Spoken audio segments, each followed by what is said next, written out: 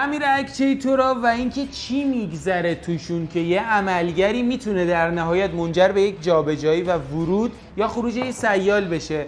توی همین ویدیو یه تیکه‌های اول صحبت‌ها دیدی قرار راجع به اجزای داخلیش صحبت کنیم که اصلا چی میگذره، چی باعث مکانیزمش میشه و چه قطعاتی داره. اوکی، پس لایک کنیم ویدیو رو و سابسکرایب کانال یوتیوب که بریم سراغ بخش بعدی. خب الان ما این اکچویتور رو باز کردیم خودمون زودتر که وقت ویدیو گرفته نشه. قسمت‌های سر تهش که بذاریم کنار، این اکچویتوره، درسته؟ مثل چی؟ مثل این. حالا مدل‌های مختلفش. یا با استفاده از سرایی استفاده میشه یا با استفاده از شیر پروانه‌ای. اوکی. لابلای صحبت ما یک سری ویدیوها پخش میشه که بهتر با عملکرد این آشنا بشید که چطوری وقتی که فرمان میده موجب باز و بسته شدن شیر زیر اکچویتور میشه. مثلا این سراحیه، با هر بار فرمان دادنش یه ورود یه خروج. وقتی که فرمان عوض میشه این ورود میشه، خروج میشه این. پس مسیرهای متفاوتی رو برای عبور سیال انتخاب میکنه. حالا این اکچویتوری که اومده برای ما آقا نمیشه گفت خراب شده، ترکیده، چون که خیلی کار کرده و الان که اومد تعمیر گفتم ما یه ویدیو بگیریم که بهتر آشناشیم باش. این که قسمت سر تهشه، وقتی که اینا رو که باز کنیم اینا هیچ کار مفیدی برامون انجام نمیده. این فنر هم که نشون میده این اکچویتوری که ما داریم فنر برگشته، مثل جکای فنر برگشت. یعنی هر بار که فشار هوا برداشته بشه احتیاج به فرمان دوم نیست، خودش برمیگرده سر جای قبلی. کدوم قسمت؟ این دوتا پیستونی که قسمت اول و آخر این ویدیو داری میبینید. اگه عملکردش رو میخوای ببینی این ویدیو رو خوب نگاه کن. اینی که داری میبینی با هر بار جابجایی این دوتا پیستون چپ و راست میبینی که با هر بار فرمان به قسمت چپ یا راست اکتما حرکت میکنه و در نهایت موجب جابجایی هوا میشه.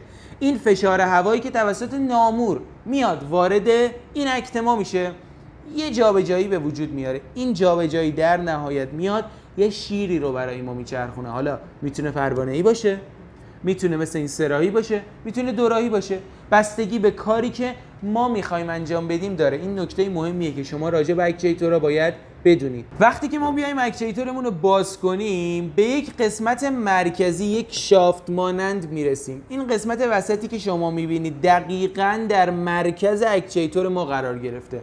قسمت بالا و قسمت پایینش رو دارید میبینید که یک سری چرخ دنده داره.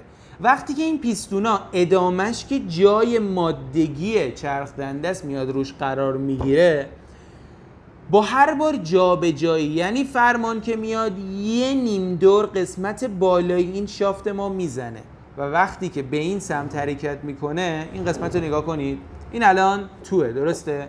فشار هوا که بیاد مثل این میاد بیرون، یعنی میاد به سمت راست تو طول این مسیر حرکت میکنه یا میاد به این ور، مسیر هوا متفاوت میشه. دقیقاً مثل استوانه و پیستونی که جک پنوماتیک داره و با هر بار جابجاییش یک مسیری رو برای ما تعیین میکنه برای شیری که زیر این اکچویتور انتخاب شده. دلیل خرابی این کاملا مشخصه. اینا رو نگاه کنید، یک سری اورینگ داره که میاد اینجا قرار میگیره. این جای اورینگاییه که دارید میبینید. با استفاده از گریس میایم آقا اینو آب بندش میکنیم، اوکی، به این قسمت، اما اینا کاملا شلوول شده.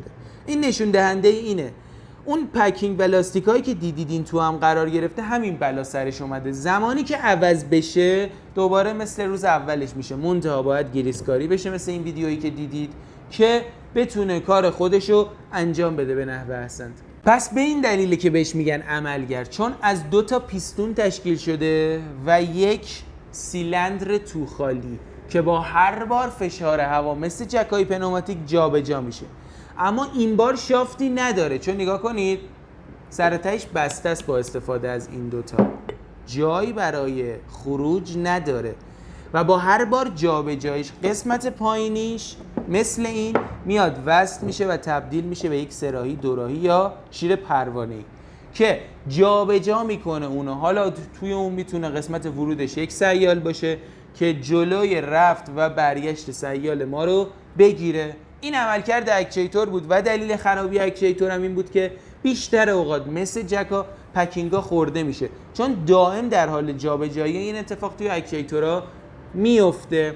یه دلیل خرابی اکچویتورها هم شما بگو. مرسی که تا آخر این ویدیو با من همراه بودید. اگه دوست داری راجع به کمپرسورها بیشتر بدونی روی این ویدیو کلیک کن، خیلی اطلاعات مفیدی بهت دادم. مرسی که تا آخر این ویدیو با من همراه بودید. دمتون گرم. خدا نگهدار.